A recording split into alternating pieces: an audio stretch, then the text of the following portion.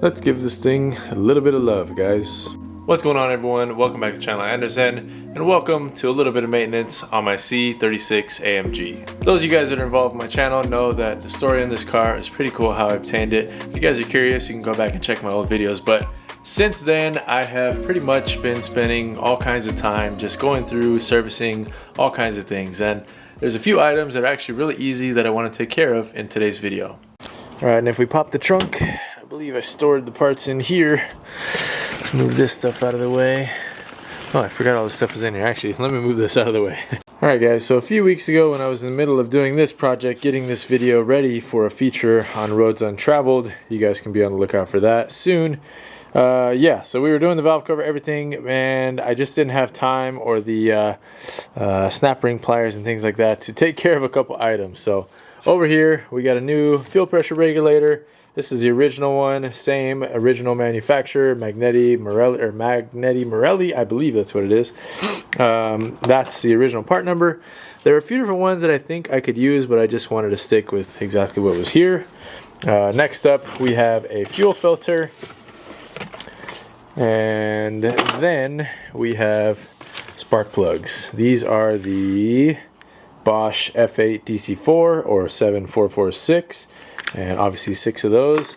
So I'll be doing that today in today's video, and it shouldn't take too long, to be honest. So let's go ahead and get into it. I'm going to start with the easiest first. And in case you're wondering, because you saw in the box, I do have another valve cover gasket, but I'm saving this one as the one that we put on is Victor Reigns, and it's pretty good, but at some point I'll probably be redoing this valve cover a little bit better than I did this time around. So yeah, anyways. Alright you guys, snap ring is out for the fuel pressure regulator. I will say, I'm a big fan of Harbor Freight, guys, but this tool, no bueno. It did the job kind of, but it was already trying to like bend and twist, and it's probably going to be fun trying to get this back in here. So yeah, but anyways, this is really simple. From here, you basically just twist this around. Probably going to need to use 2 hands, but twist it back and forth, get it loose, and then we'll be able to pop that out. Alright you guys, so there it is. If it's being a little bit stubborn, you can also fit a little flat blade in either one of these little pockets and help it get started. So got this out. This is probably the original, so it's a good thing to be changing this. It wasn't leaking. The way you can tell is if you take the tube off that connects to it. If it drips at all or feels like it's, you know, getting some residual stuff on there, there shouldn't really be any fuel coming out of that port. So anyways, this thing is good to say goodbye to. Alright you guys, we're looking at the new versus old. There are definitely a few differences. Most notably, you can see that the new one, also shiny fancy, is shiny fancy chrome, but it's got plastic kind of fittings versus being all metal, which I don't like. And then the orifice is a lot smaller on this one versus that. And then besides that, yeah, just very, very shiny. This did come up under the right part number. I know they update these things all the time. They kind of change them out into different stuff, but I guess we'll just have to try it out and see, and I'll keep this one on hand. If not, it is the original. See right there, it says 0295. I don't know if you guys can see, but yeah, I guess we'll pop this in and put a little dielectric grease, make it easy to go back in, and move on with the next stuff. Alright, another thing you should also do, wipe down the inner surface. Just went ahead and did so. It's quite crusty after the years, so definitely do that before you put the new one in. Alright guys, new fuel pressure regulator is in. I halfway changed my mind about this tool. This one does work with a little bit of a, 45 angle, but man, the straight ones are terrible. They just twist. So this one ended up working, otherwise I would have been stuck. Let's move on. I'm going to do the fuel filter next, and then we'll finish off with the spark plugs. Alright you guys, moving on to the back of the car. I'm going to go ahead and get it jacked up, get it on jack stands, just to make things easier, and we'll take care of our fuel pressure regulator. Something is going crazy in the bushes over here, so wish me luck I don't get attacked by a mountain lion. Alright you guys, car is jacked up. Let's go ahead and take a look back here. See exactly how I got to get these panels off. There's a fuel filter obviously, but should be, can't remember on these. Like there's a 10 mil right there, a little plastic nut. But I can't remember if it just hooks on. No, I think there's a plastic nut in 2 spots, so I could probably get it off without it, but it'd be a pain. So let me go ahead and undo that, and we will continue. Alright guys, well, we got things exposed, and man, things are incredibly dirty down here. So I think the first thing I do before I touch any of this is just clean it up. There is just, I don't even know what this is. I guess it's just road grime. Things look like they're growing barnacles, so let me scrub this up. Alright guys, little WD-40 on a towel later. Actually looks like fuel components again, so luckily it was just a lot of grime. So as far as getting this thing out of here, I think it's being held in by that center Phillips as far as the bracket goes, and then just Phillips hose clamps on both sides. It looks like that one looks like a little tricky to get to, but yeah, just take it in stride. Alright you guys, and as I'm going here, I'm kind of checking the hoses. The big one looks fine, the bottom little piece over here looks fine, but if you guys can see this, this one has definitely got some cracking to it, so I'm gonna go ahead and replace that. I'm hoping this is just 3/8 line.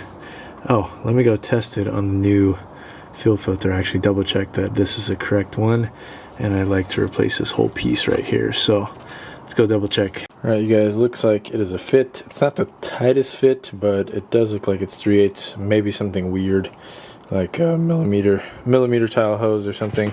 I do have this Mercedes specific fuel line, but this is a little too small, so I guess I'll see once I pop it off down there to see exactly what it does. Probably gonna get doused in fuel. Great. Alright you guys, got that hose off. Luckily it wasn't a feed line. I think it's for return maybe, I'm not really sure, or it feeds up to the front rather than the one that's coming from the pump, so that is good. This is doesn't say the spec on it. I mean it does, but I don't read this, so it says 97. It could be a date, but don't know. Anyways, it is gone, and I will be using the stuff I got here. Alright guys, new and old. Just got everything undone for this pump right here. Basically just loosen up this middle bracket, and it gives it enough wiggle room to then move this around. So that's free. I undid the last hose clamp right there. Just got to wiggle that off and then slide this in. Pay attention obviously what direction these go. This says in on this side, so I know the arrow pointing direction should be going that way for the new one. So anyways, I'm gonna need 2 hands to do this, so I'll catch you guys after.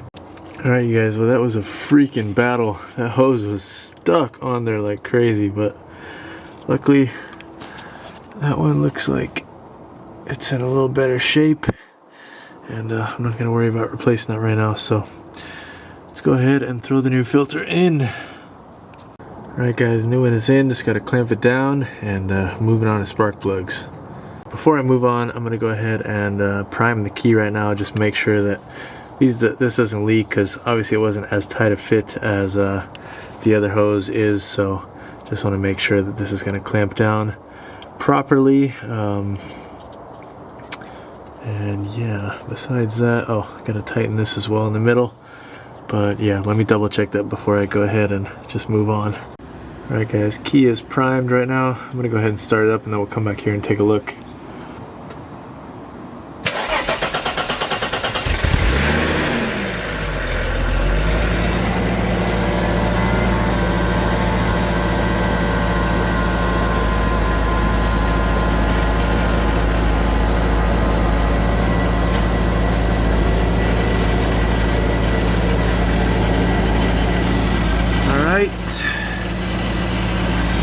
Job done. Alright guys, it's late and I am filthy, so catch you guys in the morning for these spark plugs. What's going on you guys? It is the next morning and I have begun on our spark plug job. I have pulled the front cover, or the top cover, crossover tube, etc. And just gonna do one by one on the spark plugs. I am trying my best. I didn't get an air compressor yet, which I was planning to already have by now, to blow these little holes out, or bores for the spark plugs, but I don't have one, so instead I'm just shooting a little bit of contact cleaner down there, and then using the vacuum with a little silicone hose attachment to try to get as much as I can before I pull the plug. So should be okay. It's not like a ton of crap is gonna fall down there, but you know, just in case, trying to get as clean as I can. So let's get the first one out and see what they are. Alright guys, so like I suspected, because I did have paperwork that these were done recently, these are the correct Bosch F8 DC4. However, they are a little cruddy, but not enough for me to go ahead and do the rest of them right now. Plus, I mean, they look like brand new if you look at the tips here. So yeah, it's not worth the time, guys. I'm going to save these for another day, so I'll go ahead and button this back up, and that will be it. Alright guys, cleaned up, ready to go back in. Go ahead and torque this down to, I believe, 25 Newton meters. So I'll double check on that. Alright guys, well, when it's time, I'll definitely have to do a good job of cleaning out each one, because this is as much as I could collect just by using a screwdriver and kind of wiping it back and forth. So when I have a proper air compressor and all that stuff, I'll be able to clean these out nicely and take care of that. But for now, we're just going to button things back up, guys. Sorry, a bit anticlimactic, but yeah, there's just no point in changing them. I mean, I could throw them if I wanted to, but it's kind of just doing the work for nothing and wasting some good, pretty new spark plugs. So we'll leave it as is and get everything buttoned back up. Alright, top cover back on. Two things I'm going to have to take care of at a certain point too. I'm going to 3D print a new one of these, or just reuse, like for instance I have these that I can use, just a regular trunk badging. So I'll figure something out for that once we actually refinish this again. And then the other big thing, I have these on order, so next time when I have the crossover tube off, I'll replace those, since yeah, those ones have seen better days. Basically jammed them into place and made them work for the time being. But yeah, besides that, she's good to go. Alright guys, she's buttoned back up. Let's go ahead and give her one little startup just for good measure. Let her run for a little bit. And trivia question for you guys: what are these originally for right here? What are these little placements on the crossover pipe for? I don't know. And there's our washing machine. Alright guys, let's go ahead and fire her up.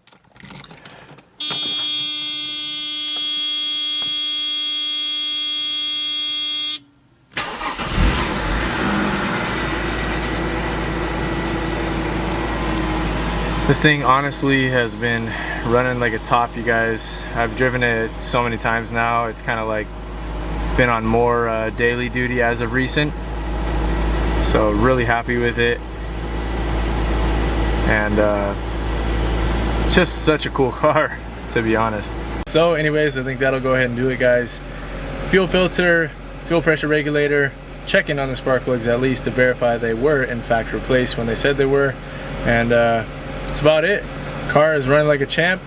Next few things on the list, I'm just gonna slowly kind of keep sorting through the engine bay, cleaning things up. But a big one is I want to get the exhaust redone, because it does have some like parts where it's corroded and pieces have flaked off. If you guys know what I'm talking about, the mid-90s cars have like this weird outer shell on top of the steel, and it's like fiberglass, and I don't know what it is, but it just falls apart. So there's a few spots in the midsection of this car that it's doing that, and it just takes away from the sound, and you know, just doesn't make it run as good. So I'm gonna get that done. I would like to bypass, it's got like 2 resonators, 1 muffler in the middle, then another muffler in the back. I would like to pretty much bypass all of that and maybe run like 1 resonator in the middle and then leave the stock muffler, obviously. But you guys let me know what you think. Should we straight pipe it to the muffler? It probably wouldn't be that loud and it probably sound pretty cool, so let me know what your opinions are on that. But anyways, I will let you guys go. Have a wonderful one. See you on the next one. Peace.